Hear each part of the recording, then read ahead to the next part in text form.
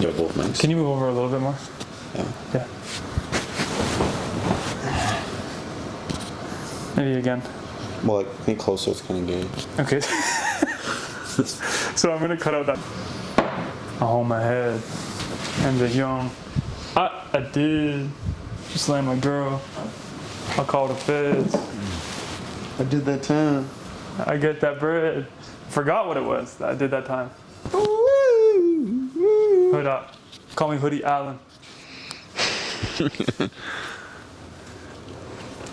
They try to call me Woody. I'm a stallion. Call me Young Jimmy Fallon. Yo. I'm all up in this bitch with talent. Scoop of fry. Scoop of baby with my talent. Fuck a child. Okay. Pedophiling. Yo, don't tell me we on right now. We on. We on. You caught your case. 911. Yeah, we need he's here. bullies? Yeah, we got. We need like touching knees here. It's kind of good. It's kind of gay. Are we on though? Mm-hmm. We actually on. Mm-hmm. Fuck. All right, audio sync. Is my mic on though? How do you know it's on? Is it on? Do you know how to turn the mic on? You're so fucking hot. Don't look at me when you say that. Here we go. All right, well, I'm excited to actually sit down because for the listeners, the fans, you know, you've had a chance to be creating content for, I guess, quite a long time right now. When did you start creating content? It's so official. This is such a real podcast for the kid, eh? Yeah, absolutely. First podcast under his belt. Absolutely. Yeah, it's not my first, bro. It's not my first time. Hundreds. I don't know. I think I was first consuming a lot of content. Mm-hmm. YouTube. Actually, Adam, who you met yesterday, he got me into YouTube. Probably like grade 7, which would mean we're like 12. Yeah. He got me into YouTube. He showed me Chris Chan, Casey Neistat, before Casey Neistat started vlogging. Okay. So I don't know what year this is, but it was like 2 years before Casey Neistat started vlogging, where he had videos like the iPod video, the biking crash, bike lane in New York City video. He had office tour videos. He had videos like this, and we were watching his videos, and his channel was blowing up, even just from older videos that he had. And then he started vlogging in a couple years. So like those guys sort of introduced me, and Chris Chan was doing unboxing. These guys sort of introduced me to the whole idea of like casual content, almost like I was almost like the first thing that I was introduced to, rather than being introduced to movies and like falling in love with the idea of making movies and things like and commercials and things like that. The original content I was attracted to was, and this is only coming to light now, but was those sort of casual contents. The Casey Neistat, Chris Chan. I'm sure there were other YouTubers also, but so those guys showed me they showed me I guess what exists. Yeah. And like the world of like making content of like just everyday life, casual, not scripted. And so what sort of impact, if any, did that have when you were growing up? Did that make a difference on kind of like what roads you took? How did that look? Yeah, I guess a lot of these guys were like creative. Casey Neistat was very creative, and like when I'm watching them, I didn't immediately think I want to create videos like that. Mm-hmm. But it kind of it helped shape me. You know, like you have influences as you grow up. Different things, whether you're watching hockey or this or that. You want to be a pro hockey player. You're going to take hockey seriously. And nowadays, kids are on TikTok, and TikTok is forming their personalities, which could be dangerous or not, because the AI could technically control what is feeding you. But I don't think it is malicious right now. The AI isn't advanced to it having a purpose yet. It's just saying people who like these videos often like these videos. Mm-hmm. User A watches this video and then watch this video. This user C, he watched this video. He might want to watch the same videos that user A watches. Yeah. So I think, did it have an impact on me? Yes. You know, I mean for it to have an impact? Can I remember the moment it had an impact? No, but like I would create duct tape wallets. Mm-hmm. I think Casey Neistat had really, he had instilled values in me that I still carry today, and maybe I'm more aware of them now, where he was almost like, you have role models, essentially, like the people you're watching, that you're spending time with also, like they have subliminal messages that bleed into you and like teach you, almost as like a parenting figure. So like he would say like, use your gear, the best camera, like the best camera you can have is the one that's most easily accessible, like the first one you can grab. Mm-hmm. Like he was a big proponent of like shooting on your phone rather than shooting on your DSLR. You know, like booking a shoot, just film it on your phone. And like that goes for a lot of things, you know, like anything. Working out, it's like, oh, I can't work out because I don't have a gym. It's like, well, you have your body, just do push-ups. You know, like, so that sort of mindset I think I've had for a long time, and that's probably from him or from a lot of people. I don't know to trace it back who, but it's easy to trace it back to things to him. Yeah, and let's fast forward to now, because obviously there's a lot that happened from grade 7 Mike to Mike now. But what are some of the things that you're doing now that have really like taken more of a presence in what you're doing? Because you've got a lot of stuff going on. You've got businesses you're running. You've got content you're creating. You're working with different charities. Like you're doing a lot of things now. Maybe like tell me more about what you're doing now. Just things I'm doing now. Yeah, like what do you got going on now? Sounds like we're wrapping it up. It's a quick pod. Yeah, it's quick. Quick pod. Just tell me what you got going on. Any shout outs you want to make? And before you do, I'm not sure how crisp this is going to be. It's going to be crisp. Is it going to be crisp? I have to do it with one hand. That was pretty good. That was pretty good. Okay. The floor is yours. I don't specifically like to say everything that I have going on because there's too much for me to comprehend. Yeah. 1. 2, it's embarrassing the amount of lack of focus that I have, and I am trying to focus on too many things, and it's a conscious decision of mine to try to limit those things. And when I take a step back and look at everything that I'm doing, I always am reminded of me trying to do too much. And that is a big reason for why I can't propel one thing forward, where I'm trying to raise all things a little bit. It's like if you just dedicate all that time to one thing.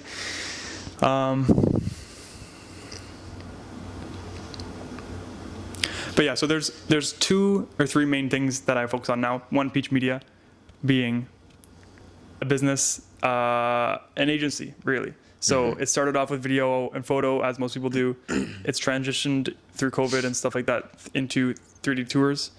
And then there's marketing element of it as well, like web design and other marketing strategy.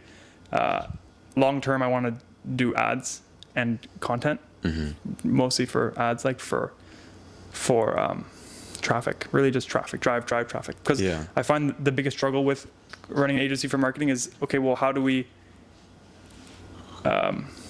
what's like the monetary gain from this? You know, if you're doing a web design or web like marketing strategy or whatever you're doing, what is the actual growth that's happening here? And it's really hard to track that. So anything, photos, videos, it's hard to put a number on the value of it.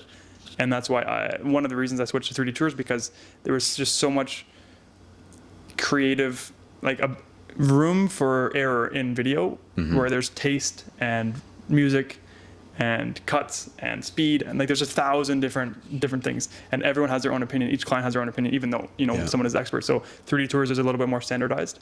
It's systemized. It's okay. I do the 3D tour. This is it. This is how it's done, and this is what it is. There's still elements of creativity that can go within it. There's still videos that you can put within it.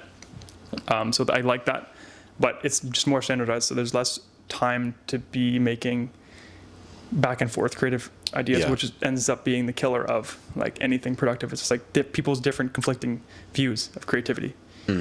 So ideally, I'd like to be doing traffic, which is like the number one. It's like, well, how much is this worth? It's like, well, how much money did it bring in?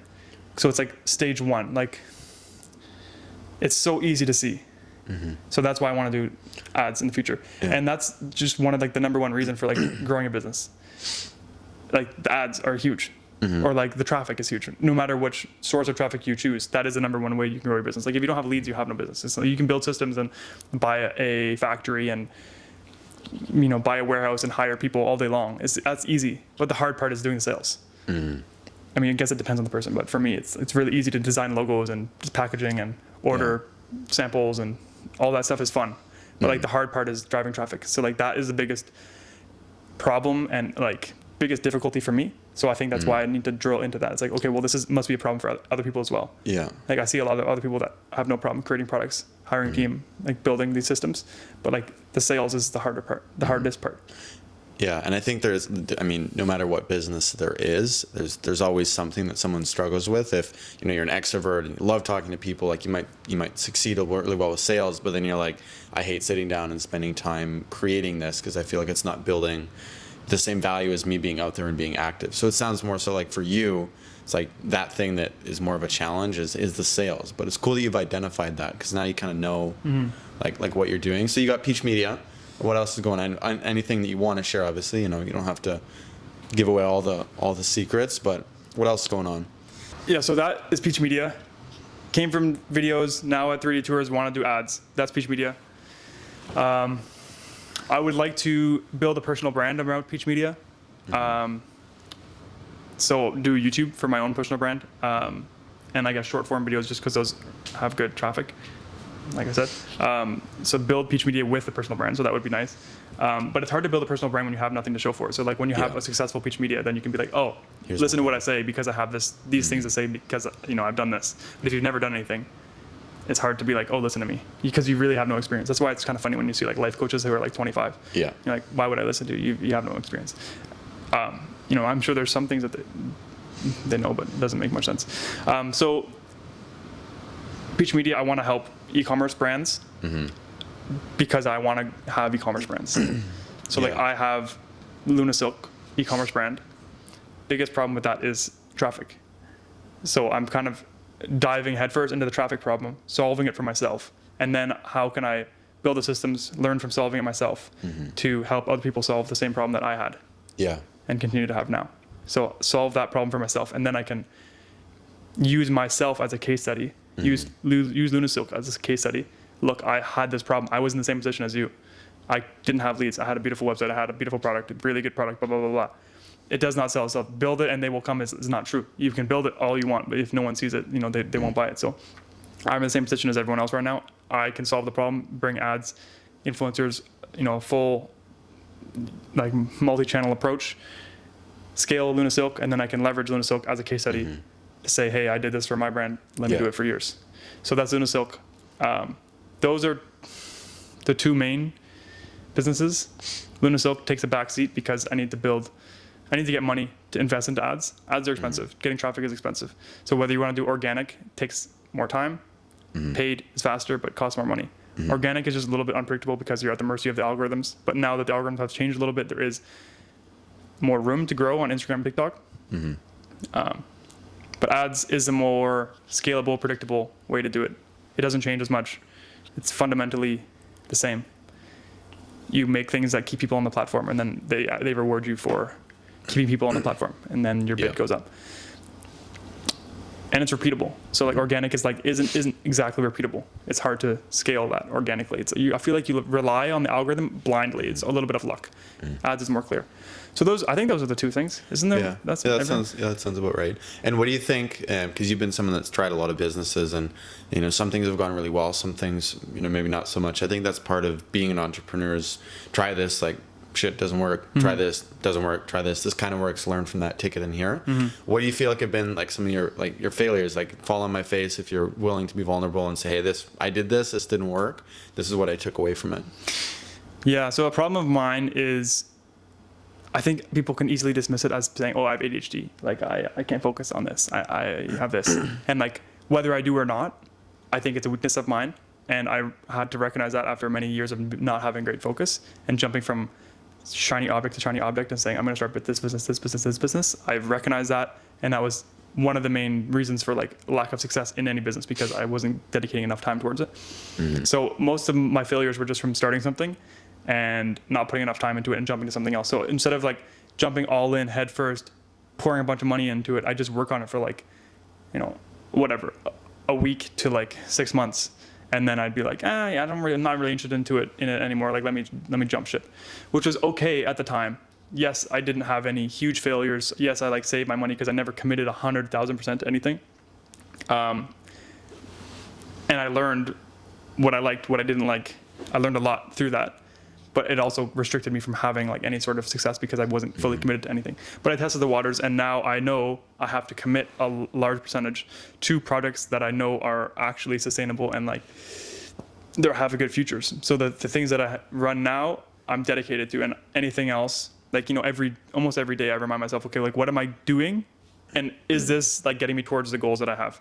Because you can very easily get distracted and say, okay, I'm going to work on this website again because it's really important. I really need to do this website for this brand. I have like other smaller brands that I start, and like I just like Rug Labs is one. Plug. Utopium. Yeah, like these small things that I try to start passively, and they try not to take too much of my time. But sometimes you start catching yourself like just giving them too much time, and I don't remember what the question was. My problems. Yeah, like failures, how you learn from them. Right. So I've started a bunch of brands.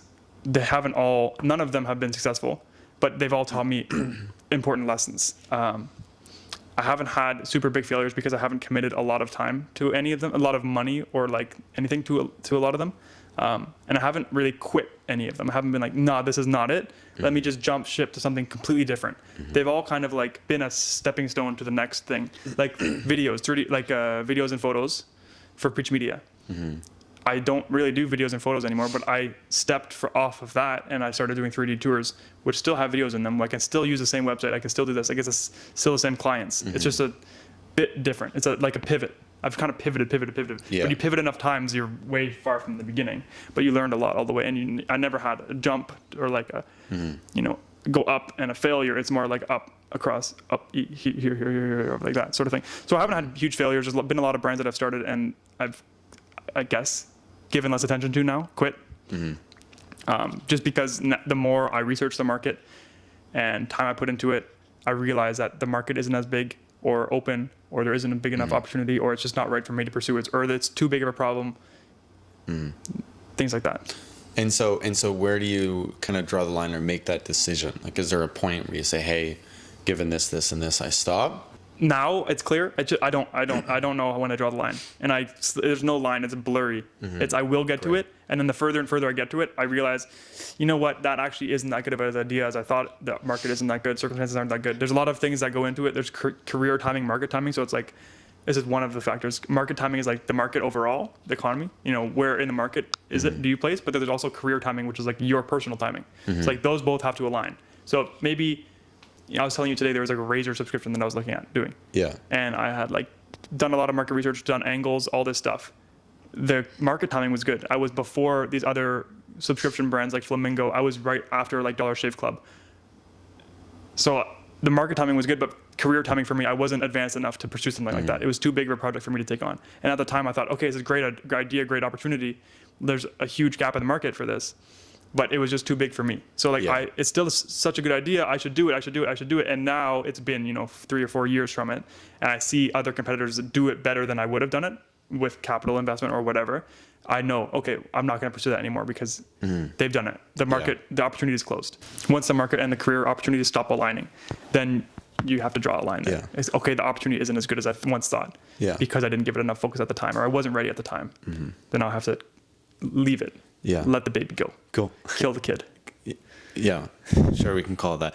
So something different I want to talk about. You recently started doing calisthenics, and I know that on social media this is a big thing that seems to be popping up a lot, or maybe it's my TikTok algorithm, as you said, but it seems to be really becoming a lot. How did that start? Talk more about calisthenics, what you've been doing there.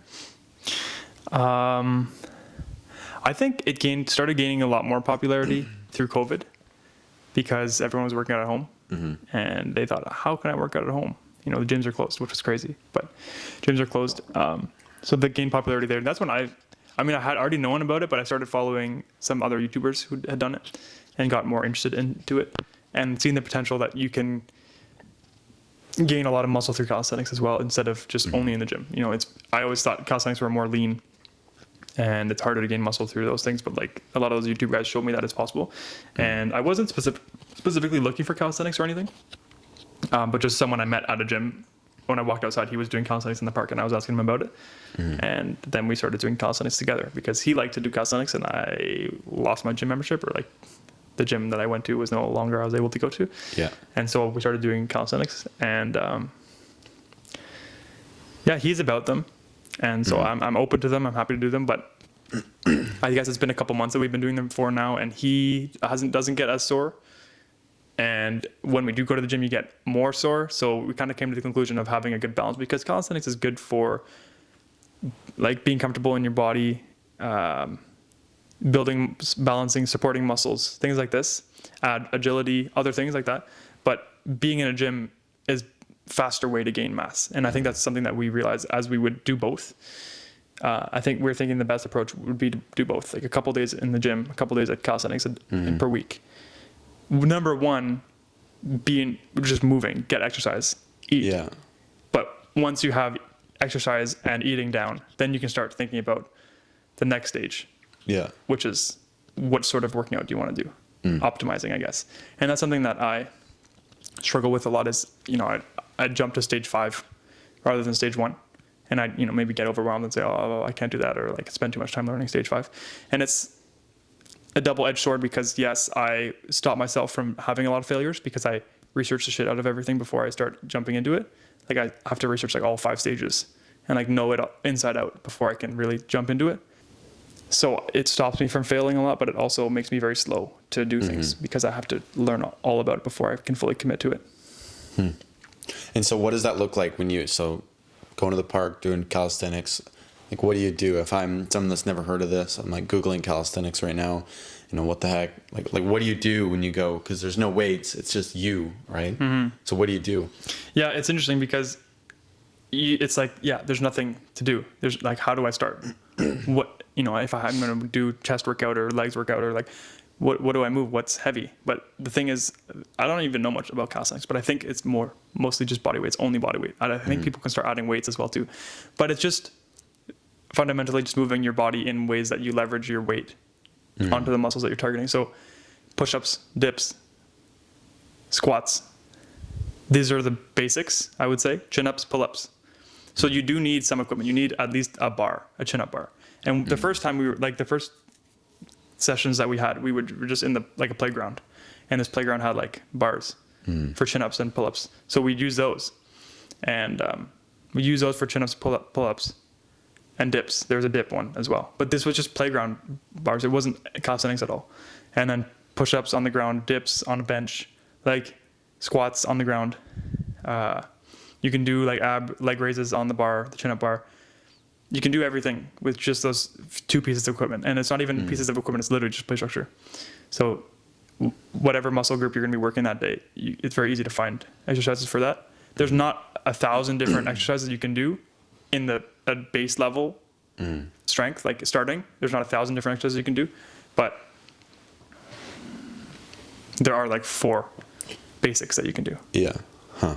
Interesting. Like, I mean, doing it, have you noticed you've got stronger? Notice any like change in shape? Like, yeah, I feel like, training anything, I think you start to see some results. So I've put on like 5 pounds.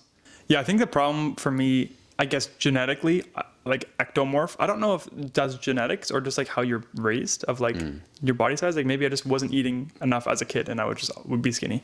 But like, does that determine your frame size? Like you have frame size, ectomorph, endomorph. There's another one. Mesomorph. Mesomorph? Ectomesomorph. That's middle? I think something like that. So those are like your frame sizes, like big, medium, small. But like, does your diet as a kid determine your frame size? Maybe, I don't know. But I was pretty skinny. So I was a pretty skinny diet. It's pretty skinny frame always. And I would say the number one thing is just eat more. Like, don't even worry about working out yet. Just like, if you're skinny, just eat double what you're eating, maybe even triple. And like, I used to always think that it's impossible. I'm just an ectomorph. It's impossible for me to gain weight. My metabolism's too fast. Like, you tell yourself these things because it's easy to say that. Oh, I have a fast metabolism. It's like, okay. Even if you have a fast metabolism, that just means you need to eat more. Like it's possible for every single person on earth to gain weight. Maybe subtle anomalies, but like everybody can gain weight. You just need to eat more. Just eat more. Literally just eat more. And eat. Doesn't even matter what you're eating at first. If you're skinny, just eat like more. Yeah. But if you're gonna look at a little bit of what you're eating, you should be eating more protein. Like any protein. Just eat more protein. Calories. Healthy calories. Protons. Yeah. Important. Yeah. Eat those, and then once you start eating more, you'll either, you're just dedicating some sort, like you'll get motivated. You start doing one step towards a goal. You're like, okay, well, what's the next one? So you will start working out. And so just like do easy workouts. Like don't lift heavy weights. Just start going in the gym. Go easy. Also, first workout, just please go extremely light. Like the worst mistake that I have had like maybe 5 times working out is like, you start getting into the gym, you start going harder. The third time you're there, you start doing like heavy weights, and now you're sore for like 3 days, and then you lose your routine, and now you're not in the gym for the next 2 weeks, and then you get sick, and then you're not in the gym for a month, and now you lost all progress. Yeah. You even lost weight. Like it's just like, please go very, very light in the gym. At the beginning, all you're doing in the gym is just trying to build the habit of being in the gym. It's not even just like to build muscle. It's literally just to build the habit of being in the gym and like being comfortable with getting over there and everything like that. I heard something that said working out is not a physical exercise, it's a mental exercise. It's like just getting yourself into the gym is the battle. It's not physically battling. It's not like that isn't the hard part. The hard part is being in the gym. Yeah. Get in the gym and then you will work out. And like any amount of workout is helpful. Walking to the gym and back is enough workout. You don't even have to do anything in the gym, but like do that. And when you're eating enough good food and doing a little bit of workout, you just easily gain weight. Yeah. And if you're fat, I mean, I don't know what to tell you. Stop eating so much. I've never been fat, so I don't know. Yeah. Listen to someone who used to be fat, but I used to be skinny. So I would just say eat a ton of calories, 3,000, 5,000 calories. 3,000 is more appropriate. I think I ate like about 4,000. 4,000? I think it was like 3,800. It's a lot. The day I measured. Yeah. So like, and now I eat that, but like I haven't always eaten that. I was probably eating like 1,000 when I was skinny and like 15. You know, like I would just eat whatever my mom made me, half a chicken breast. Now I try to eat a full serving of meat, a full chicken breast every meal. Like 4 eggs. That's it's like 50 grams of protein. I have a full chicken breast for lunch, or like a full equivalent of chicken breast in ground beef for lunch. A full chicken breast for dinner, like a full serving of the meat, and meat it with every meal. It's too. Or if it's not meat, then it's like a lot of chickpeas or like whatever. Yeah. Like I might go vegan in the future. Yeah, but it'd be cool. It's like shaving your head. I went vegan for. Try it out. You don't have to commit to it forever, but like I think right now in this point in my life, I'm on a budget for food, and I need to get a lot of nutrients out of my food. And I think that's most easily done through meat. So I eat meat. Trying to gain weight, it's easier with meat. So do with meat first, and then once you're at the size that you want, you can switch to vegan, or you can afford to do that, or spend more time with cooking, things like that. Yeah. Cool. Well, let's change a little bit. Who are some of your influences now? So you talked about when you started, you had these main guys with Casey Neistat and these people you were watching. Who are you watching now? Who are you listening to? And talk to me more about like kind of who are your people that you're, I guess, taking mentorship from in a sense. And it sounds, I know just living with you, I know that YouTube is a big part of that, but tell me more. There's too many people. Yeah. There's way too many people. And I think that could be a problem because then you have conflicting opinions. Obviously, they say like the 5 people that you surround yourself with are going to, what is it? You're the sum of the 5 people you surround yourself with? Yeah. And that is generally for, I think it's older saying like it's generally for your social circle, like your physical surrounding. But I think now we have the opportunity of surrounding yourself with anyone you want. You can choose to surround yourself with people online. I probably consume more content from Alex Hormozy on a daily basis compared to like 90% of my friends. And like when in another time of the world have we had the ability to like so easily connect with like a 50 millionaire, what do you even call it? 100 millionaire. Something like that. Lots of millions. Yeah. Like super, super rich people who are putting themselves out there to help us. And of course they're going to like, grow their own business with it. But it's a positive cycle where you can surround yourself with these positive influences. You can design your life very easily by surrounding yourself with people who you want to be like in the future. I probably surround myself with too many people, too many different opinions, but I think it's important to hear opinions from all different sort of sides to create your own opinion based on all these different opinions. Now you can create your own opinion.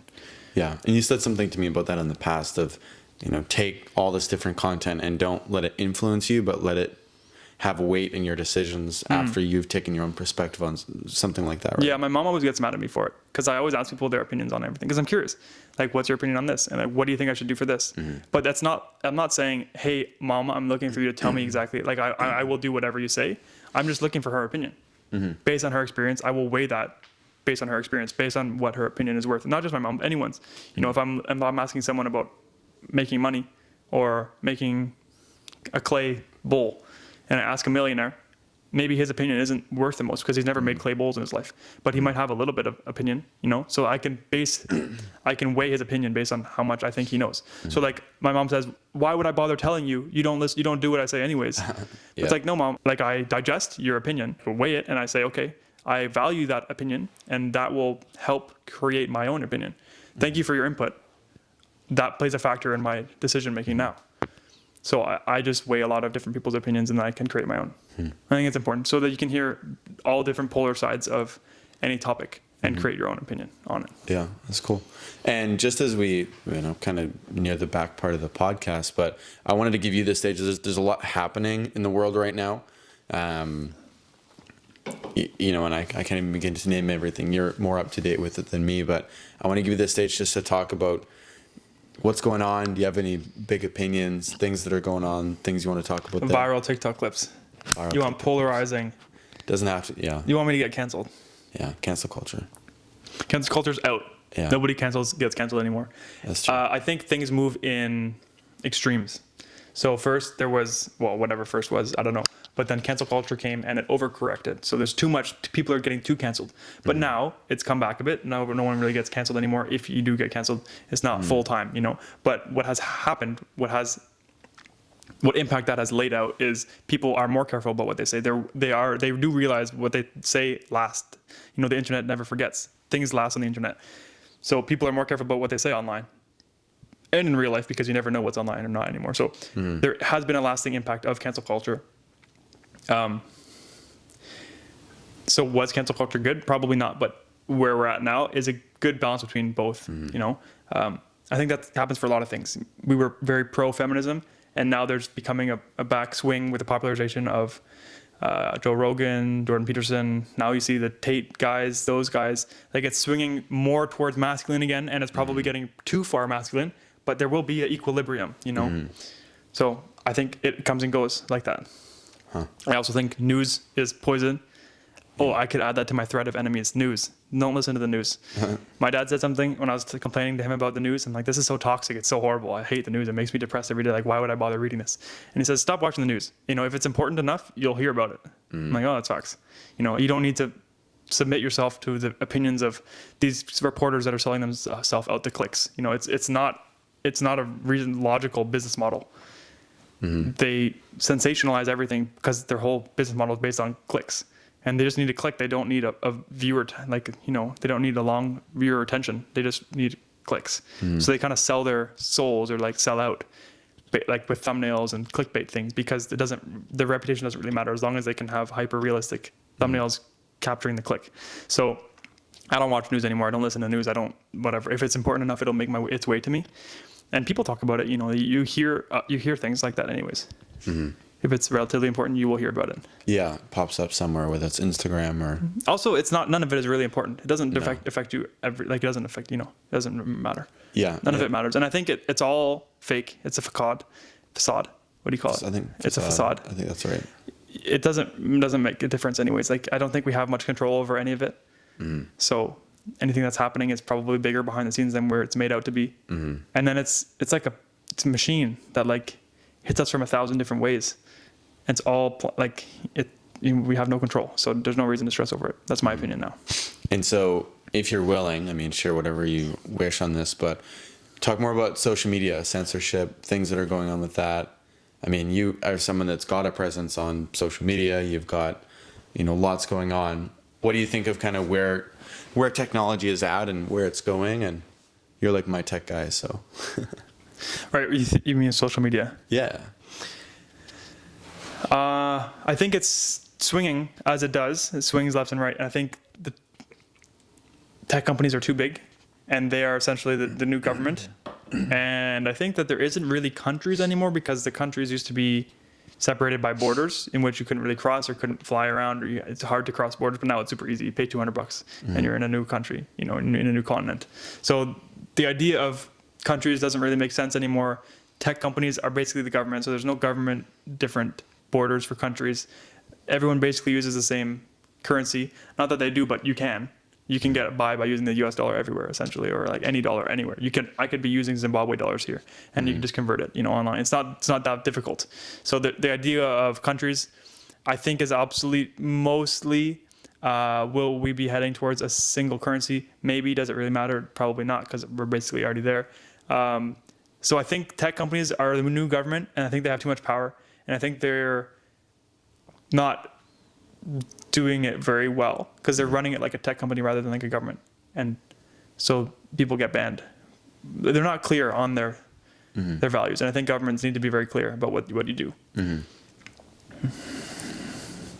Just with bannings and freedom of speech, things like that is interesting, because we have freedom of speech, but then in public you have that, even though you kind of barely have that now.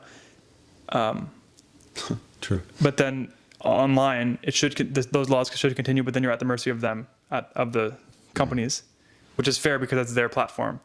Because then it's like, it's a weird balance, because is it that big where they are, freedom of speech, they're at the mercy of their own laws or the government laws? And if there are the new government, then they're changing the laws essentially because they're becoming the new norm. Like, you live on social media, and so you live by Twitter's laws instead of the government laws now.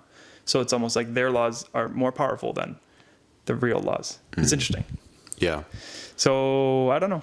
I think it's swinging too far, and I think that it will correct itself and is correcting itself. Like you see things like Spotify, and they say, okay, Joe Rogan, you're pretty polarizing for YouTube. Come to Spotify and we won't ban your things. We won't block them or whatever, things like this. And they add little disclaimers saying, click here for COVID information, but they leave it up. But as people come off of those and they leave them and say, I don't trust Twitter anymore, I need to find a new platform, they'll find a platform, and that creates a market opportunity for someone who has the career opportunity, the career timing, to pursue that market opportunity and say, I'm going to create a social media that does not have any rules, and you can do whatever you want here. And maybe there are laws or rules within it, but they're just clear rules. You can only post one time every hour. That would stop cyberbullying, or like that would reduce it. If someone reports your texts or reports, I don't know, I'm coming up with these on the spot, but if someone reports your tweet, then you're blocked for an hour. Like, that's not that long of a block, but like, you can only max put out 12 tweets a day. Like, how painful can you be? I don't know. It'll move. It'll transition to new things. What's next for you? Like, what's going on next 5 years? The plan, what's going on? 5 years is a long time away. 5 years is a lot. It's a big plan. There's just things you need to do in your life. Move out of your hometown.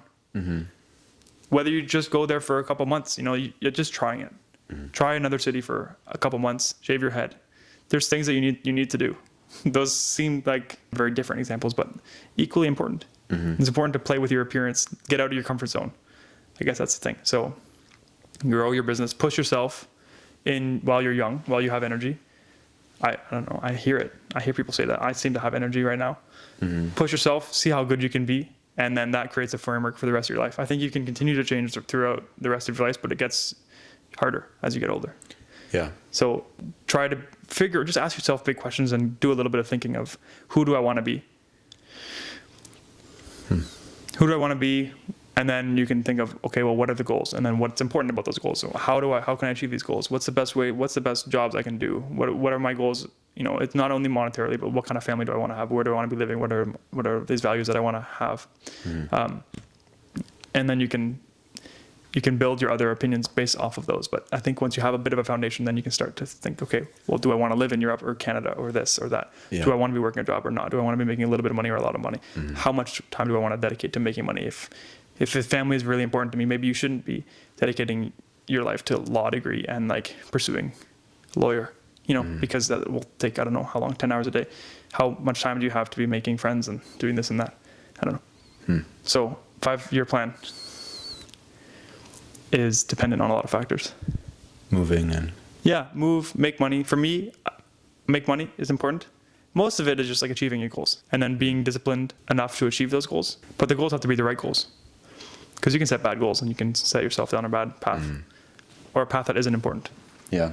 Do you have any big, ambitious, wild, crazy goals? Like 5 years, I know it's crazy. It might not happen, but this would be sweet. I used to want to make $100,000 because that would prove to myself that I can do that without a university degree. That's how much money I would be making with a university degree. So make $100,000 and you're good without a university degree. I can prove to myself that I didn't need that, or I don't need that, or I don't need to pursue the regular pathway. That's since I think $100,000 is now like $200,000. So now you need to make like $200,000.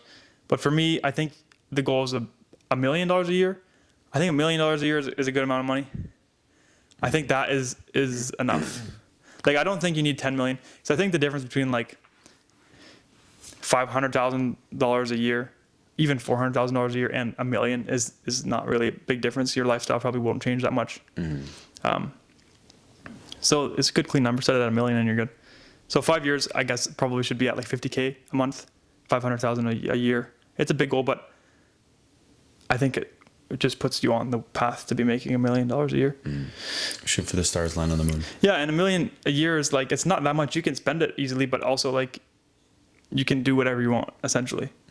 Like, yeah, you're not gonna be taking private jet every week, but like you can build whatever house you want wherever you want. You can buy whatever cars you want. And $1 million, and like that's steady income. Like having a set lump sum isn't the same. You need to have active income, because $1 million a year essentially is like 60 million, because by the time you're 40, now you're making $1 million a year, and then for the next 60 years, you're making $1 million. I mean, that's even exaggeration, but like, yeah. So like, you need to have active income. You need to have an income source that's giving you that amount of money every year consistently, instead of just having one lump sum. So I think working on active recurring revenue is important as well. It's building businesses essentially. Yeah. And you can sell your business for 10 million, and then, you know, it's the same sort of thing, but I like cash flow. Yeah. Cash flow is good. Yeah. Well, I heard this thing, and I've said it a few times, that money doesn't have to be the be all end all, but if you can be in a place where money isn't the thing that limits your decisions that you make, you're in a good place, right? So, and that's probably what, like $80K a year. Yeah, like realistically. Yeah. I mean, depending on what you want to do and personality, but so anything after that is just for your own ambitions. You don't really need more than that. The rat race. Yeah. I have this, now I want more. Yeah.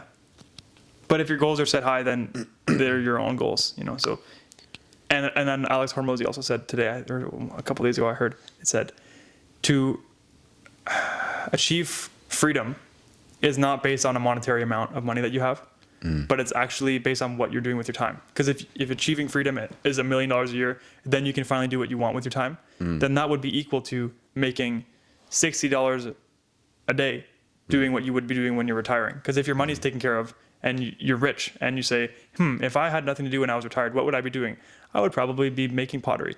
And if you can get paid right now to make pottery, then essentially you're free, because you're doing what you would be if you had all the money in the world and you're getting paid to do it. So that's an interesting take on like separating the lump sum of money, the goal-oriented monetary value that you have from your freedom, to the activities that you would be doing if you were free. You know, people want to go traveling. They say, oh, when I retire, I'm going to go to the beach. But if you can go work on a beach now, do the same thing that you would be doing if you were retired, then essentially you are retired. It's the same difference. It's an interesting perspective. Lots of different, I guess, things that we talked about, but cool split. I think it's important. Carefully, don't drop your mic. Thank you. Like that guy was saying on the podcast, he said, very multidimensional. I think it's important to be multidimensional. You can't just zero in on one thing. I think it's very important to be multidimensional. One, it builds you as a person, and then also these other dimensions that you're building up, calisthenics, self-improvement, like whatever these different channels that you're looking at will also translate to helping you in other channels that you're building through ways that you wouldn't normally know or predict. But it also helps you just as a person. You know, you can't only have one interest, because you'll not be able to talk to anyone about anything. Yeah. And it's weird. Mike takes on the world. Yeah. Boom. Game over. Mic drop. I already did that mic drop. You did the mic drop. Yeah, I took care of that. A little bit accidental, but. Oh, it was purposeful. Go on. Yeah, it was good. All right. Yeah. I'll take it. Yeah. Bet. Yep. I suppose that's it. Yeah. That's it. Nice work, everyone. Peace out. I hope the camera's still recording. I hope so. Thanks so much for watching the podcast. Sorry, it was random and scrappy. We just decided like 20 minutes ago we do a podcast because. Why not? Yeah, there was no reason. They either said we watch a movie or do a podcast or do work. So we thought we should probably do a podcast. Just probably procrastinate work. Yeah. Podcast. If you want to see more podcasts, you can check out my channel. There's a playlist for podcasts. If you want to learn random things that I'm learning, this is what the channel's about, is just learning random things that I'm learning. It's called MikeLearns. And my main channel is called Mike 5000. It's about bigger videos. You know, it's more 3D tours, agency, self-development, things like that. But yeah, thanks for watching. Subscribe if you want. I think I have 8 subscribers right now. Oh. And it is currently August 15th. Something like that. I think it's the 15th. August 15th, 2022. I think I have 8 subscribers. It's a lot. I don't even know who subscribed. Journey from 8 to 8,000. Yeah, I got to hit 10K and then I can start doing merch. Ooh. Not merch, but like cool products. Because I want to like create like socks and like skateboards and like shells socks and like dope. Cool stuff. I'd buy your socks. You know, like keychains, like cool things. You know, water bottles. Yeah. But I put these physical restrictions in order of saying I can only do this. I can only enable that distraction into myself once I hit 10,000 followers. Yeah. But 10,000, you can set milestones, but the goals shouldn't be at the mercy of YouTube. The goals should be at the mercy of you. So you should say, I'm going to do 4 videos a week. And that should get me to 10,000 subscribers in 2 years. But the goal should only be something that you're in charge of, you know? So I'm not in charge of how many subscribers I get because I'm at the mercy of the algorithm. But I can tell myself to do 4 videos a week for 2 years. And that should translate to 10,000 subscribers a year. Huh. But yeah, anyways. Well, whether it was entertaining or whether it was something that you took away, share with a friend if there's someone you know. Like and subscribe. That's it.